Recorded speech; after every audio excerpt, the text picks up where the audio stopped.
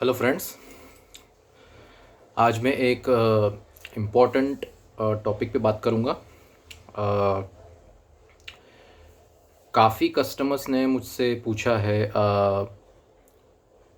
ख़रीदने से पहले और परचेज़ करने के बाद कि शंख को कैसे रखना चाहिए, उसकी स्थापना कैसे करनी चाहिए, उसे प्रॉपर वे में, प्रॉपर डायरेक्शन में रखने का तरीका कैसे रखना चाहिए, मतलब इस तरह के सवाल पूछते हैं। और कई महिलाएं जो है, फीमेल्स जो लगा, इतने में काफ़ी लड़कियों ने, औरतों ने भी मुझे कॉल किया था शंख रिलेटेड क्वेरीज पूछने के लिए। क्या वो शंख बजा सकती है, ऐसा है वैसा है, वो सब बोल रही थी। तो मैंने भी उन्हें समझाया कि बजा सकते हैं। और ऐसे कई अन्य क्वेरीज़ जो है कस्टमर्स के, तो मैंने सोचा कि इस पे थोड़ा सा क्लैरिफाई करना, इस पे थोड़ा जवाब देना मैं ज़रूरी समझता हूँ, इसलिए मैंने सोचा कि इस पे वीडियो बनाऊँ। तो लेट्स बिगिन। तो पहला क्वेश्चन ये है कि शंख की स्थापना कैसे करनी है। इस पे मैं अपने आप को एज अ क्वालिफाइड पर्सन नहीं समझता हूँ, क्योंकि ये तो जनरली पंडित जी का काम होता है कि शंखों की स्थापना कैसे उसको अभिमंत्रित करके, मंत्रों द्वारा सिद्ध करके उसे कैसे रखना है। लेकिन मेरा एज अ पर्सनल बिलीफ है कि आपको अभिमंत्रित करने की या मंत्रों द्वारा सिद्ध करने की कोई आवश्यकता नहीं है। मेरा ऐसा मानना है कि अगर आपके मन में भगवान के प्रति सच्ची भक्ति है, सच्ची श्रद्धा है, तो बस आप जैसे आप शंख खरीदोगे, उसे आप एक बार गर्म पानी से धो के एक लाल कपड़े में भी भगवान के सामने रख दिए तो अपने आप अभिमंत्रित हो जाएगा। प्रोवाइडेड, एक कंडीशन है कि आपके मन में सच्ची भक्ति, सच्ची भावना, सच्ची श्रद्धा हो भगवान के प्रति। इसे ऐसे समझिए कि यदि आपने किसी पंडित जी को बुला के उसे अभिमंत्रित करवा भी दिया, उसे स्थापना करवा भी दी, लेकिन आपके मन में गंदे विचार है, आप बार बार नॉनवेज खाना खाते हो, ऐसे कुछ भद्दी सी चीज़ें जो आपके मन आपको आप जनरली आपका मन आपको नचाता है, ऐसा सोचिए। तो अगर आपके मन में गंदे विचार है, तो अभिमंत्रित करने का क्या फ़ायदा, उसका तो कोई लाभ ही नहीं होगा। तो उससे अच्छा ये रहेगा कि सिंपल एंड सिंपलेस्ट वे यही रहेगा कि आप शंख लीजिए, बस थोड़ा सा 2 मिनट भगवान के लिए आप अपना हृदय समर्पित कर दीजिए, अपना मन समर्पित कर दीजिए, पूर्ण समर्पण करके, पूर्ण श्रद्धा से, पूरी भक्ति भावना से आप भगवान के सामने वो शंख अर्पित कर दीजिए। वो अपने आप अभिमंत्रित हो जाएगा, ये मैं गारंटी से कहता हूँ। तो आपको किसी पंडित जी को बुला के अलग से स्थापना या अभिमंत्रित करने की कोई आवश्यकता नहीं पड़ेगी। क्योंकि देखिए, अभिमंत्रित इन द सेंस का उसका मतलब क्या है कि पॉजिटिवली चार्ज हो गया वो मंत्र द्वारा। और आप यदि भगवान खुद पॉजिटिव एनर्जी है, इतनी पॉजिटिव है कि मंत्र भी उन्हीं से ही निर्मित हुआ है। तो ऐसा समझिए कि आपने भगवान को समर्पण कर दिया, तो इनफैक्ट आपने पॉजिटिव एनर्जी को समर्पण कर दिया, तो पॉजिटिव एनर्जी अपने आप घर में फ्लो होना चालू हो जाएगी। तो अपने आप वो शंख अभिमंत्रित हो जाएगा, फिल्ड विथ पॉजिटिव एनर्जी। ऐसा, ये मेरा लॉजिक है।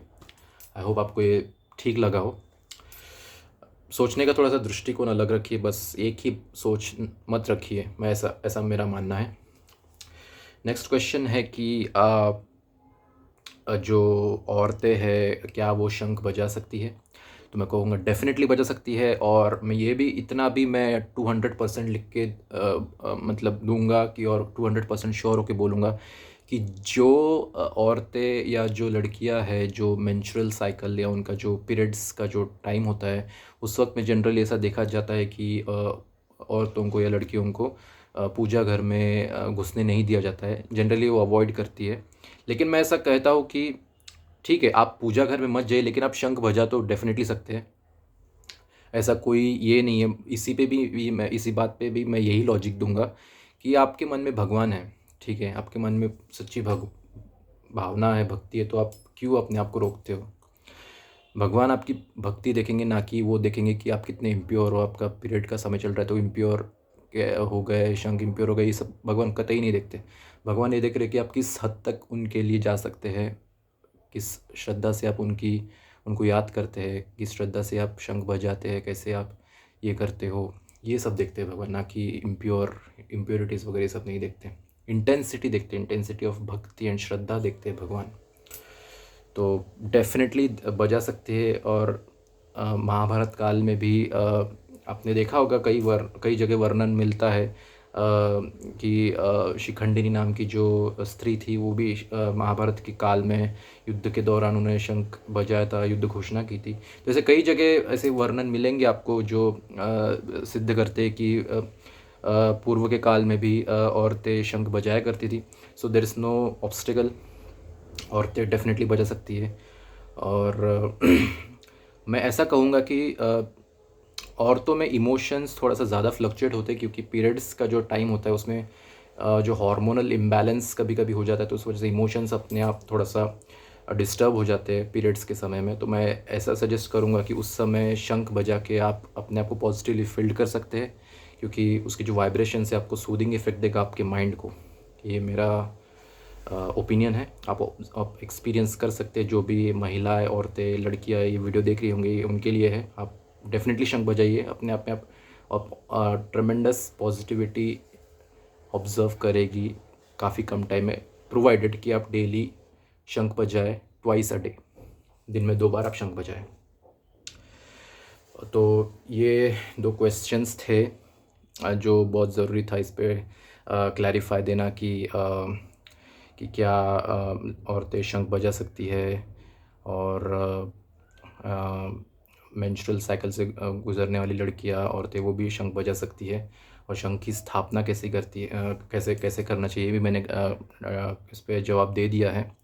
अब रही बात डायरेक्शन की, तो मैं ऐसा कहूँगा कि मान लीजिए ये शंख का मुंह है, इसका टेल है, तो भगवान सामने यदि बैठे हैं, लेट्स से ये शंख है, तो उसके सामने आपको मुंह रखना है, ऐसा, ना कि टेल उसके पीछे साइड। हम जब भी कभी मंदिर में जाते हैं तो हम अपना सिर सामने रख के उनको प्रणाम करते हैं, ना कि पीठ दिखा के हम उनको ऐसा करते हैं। तो एक जनरल लॉजिक यही है कि आप शंख का मुंह सामने रख सकते हैं, रखना ही चाहिए वैसा, ताकि मेरा ऐसा मानना है कि ये पूरी चीज़ें भगवान ने बनाई हैं, तो हम उनके सामने नतमस्तक हो रहे हैं, तो शंख का मुंह हमेशा सामने ही रखते हैं, ऐसा मेरा बिलीफ है, और वही प्रॉपर वे है। और क्योंकि इस पूरे यूनिवर्स में कॉस्मिक एनर्जी है, तो अपनी कॉस्मिक एनर्जी जो है, प्राण जो है, तो जो पूरे थ्रू आउट यूनिवर्स में है, तो वो हमें जैसे अपने इंसान में मेडुला ऑब्लोंगेटा थ्रू रिसीव होती है, तो वैसे ही शंख में उसका जो मुंह होता है वहाँ से फ्लो होके थ्रू आउट एनवायरनमेंट में फैलती है। तो ये इस वजह से ही उसका मुंह हमेशा सामने भगवान के प्रति, क्योंकि एनर्जी जो आ रही है, कॉस्मिक प्राण, वो भगवान से आ रही है, तो दर्शाने का मतलब है कि भगवान की मूर्ति सामने है, वहाँ से कॉस्मिक एनर्जी आ रही है और शंख के मुंह से होके पूरे घर को पवित्र कर रही है। तो ये मेरा पॉइंट ऑफ व्यू है, मेरा ओपिनियन है ये ऐसी सोच रखने का, कि ऐसा उसके पीछे एक लॉजिक है। तो यही थे आज के कुछ क्वेरीज़ जो मैं समझता हूँ कि थोड़ा सा बात करना इस पे ज़रूरी था। तो आई होप आपको ये मेरा थोड़ा सा क्लैरिफिकेशन थोड़ा पसंद आया होगा। यदि पसंद आया होगा तो डू सब्सक्राइब माय चैनल। मेरा चैनल का नाम श्री कृष्णा है। मैं ऐसे ही अलग अलग शंखों से related and other spiritual topics cover करते रहूँगा। अलग अलग न्यू वैराइटीज़ ऑफ शंख दिखाते रहूँगा, बड़े बड़े साइज़ के शंख, छोटे छोटे साइज़ के शंख बताते रहूँगा, दिखाते रहूँगा। तो मिलते हैं अगले वीडियो में एक नए टॉपिक के साथ। Thank you so much and जय श्री कृष्ण।